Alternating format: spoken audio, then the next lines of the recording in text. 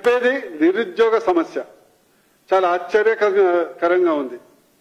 నిరుద్యోగ సమస్య అదేదో స్వాతంత్ర ఉద్యమం భగత్ సింగ్ చేసినట్లు ఒక దాని కలరింగ్ చేసింది మాత్రం ఫోన్ల ధ్వంసం.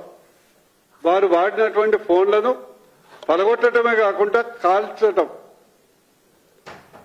అంటే దానిలో గతంలో వాళ్ళు ఉన్నటువంటి కాల్ డేటా ఏదో ఈ దర్యాప్తు సంస్థలు బయటికి తీయకుండా అన్ని జాగ్రత్తలు పడటం అంటే 100% దీని వెనుక కొన్ని బలమైనటువంటి సూత్రధారులు ఉన్నారు. కేవలం కేంద్ర ప్రభుత్వాన్ని బీజేపీ పార్టీని చులకన చూపెట్టడానికి చులకన చేయడానికి చేసినటువంటి ప్రయత్నమే.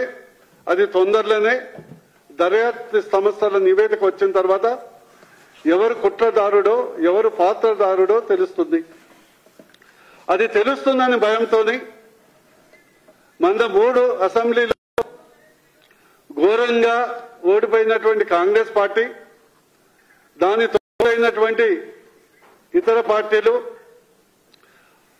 ఓటమిని డైవర్ట్ చేయడానికి, ప్రజలను దృష్టిని డైవర్ట్ చేయడానికి చేసే రభస ఈరోజు విపక్షం చేస్తుంది. నేను ఈ సందర్భంగా మీ ద్వారా ఏదైతే అక్కడ రభస చేస్తున్నటువంటి ప్రతిపక్ష నాయకులకు అడగదలుచుకున్నాం. మీరు దర్యాప్తు సంస్థలకు అవకాశం ఇవ్వరా? టైం ఇవ్వరా? ఇప్పుడు అమిత్ షా గారు స్టేట్మెంట్ ఇస్తారు. ఏమిస్తారు?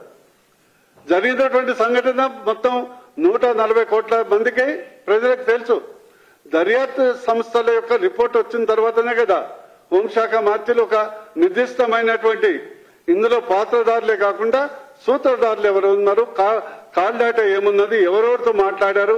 ఎందుకంటే గతం అందులో పాల్గొన్నటువంటి నీలం గాని జా గాని వీళ్ళు అనేక ప్రభుత్వ వ్యతిరేక ఉద్యమాల్లో, రైతు ఉద్యమంలో గాని ఇతర ప్రభుత్వ వ్యతిరేక ఉద్యమాల్లో గాని 100% వాళ్ళు పాల్గొన్నట్లు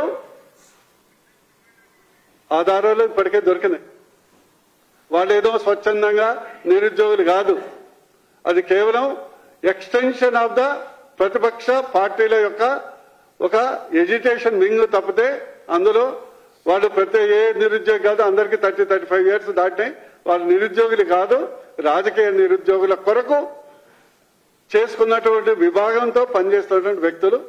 అందుకొరకు ఈ యొక్క డెమోక్రసీని అపహాస్యం చేయకుండా భారతదేశం మొత్తం ప్రపంచంలోనే 140 కోట్లతోనే ప్రజాస్వామ్య విలువలకు డెమోక్రసీకి ఒక లైట్ హౌస్ గా ఉంది. కాబట్టి దాన్ని తగ్గించకుండా ఇప్పటికైనా ఆలోచించి ఈ యొక్క పార్లమెంటులో రాజ్యసభలో ఇలాంటి ఎజిటేషన్స్ మానుకోవాలని దర్యాప్తు రిపోర్టుకు చేయాలని నేను వారికి సూచించడం జరుగుతుంది. లేదా దర్యాప్తు సంస్థ వస్తే వాళ్ళ యొక్క పాత్ర బహిరంగంగా అవుతుంది, కుట్రదారుల పాత్ర బహిరంగంగా అవుతుందనే భయంతో ఇది చేస్తున్నారని ఈ సందర్భంగా ప్రజలకు నేను తెలియజేస్తున్నా.